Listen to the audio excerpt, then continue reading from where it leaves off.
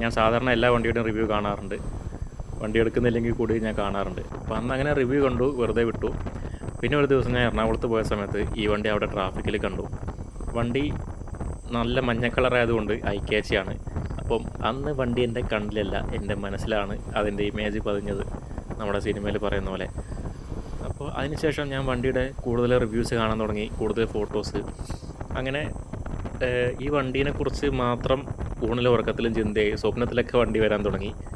അങ്ങനെ ഈ എക്സൈറ്റ്മെൻറ്റ് പിടിച്ച് നിർത്താൻ പറ്റാതെ ഞാൻ വെറുതെ ഒന്ന് ഡീലർഷിപ്പിൽ വിളിച്ച് റേറ്റ് അന്വേഷിച്ചു.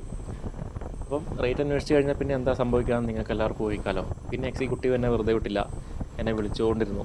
അങ്ങനെ വിളിച്ച് അവസാനം ഞാൻ എൻ്റെ ജിക്സർ 250 എക്സ്ചേഞ്ച് ആക്കുന്നുണ്ടെങ്കിൽ ജിക്സർ 150 എക്സ്ചേഞ്ച് ആക്കുന്നുണ്ടെങ്കിൽ എത്ര റേറ്റ് കിട്ടുമെന്നൊക്കെ ഞാൻ അന്വേഷിച്ചു. അപ്പോൾ അവർ മോശമില്ലാത്തൊരു റേറ്റ് പറഞ്ഞു. 2023 നവംബറിലാണ് സംഭവം. അപ്പോൾ അവരുടെ ഒരു പിച്ച് എന്താണെന്ന് വെച്ചാൽ,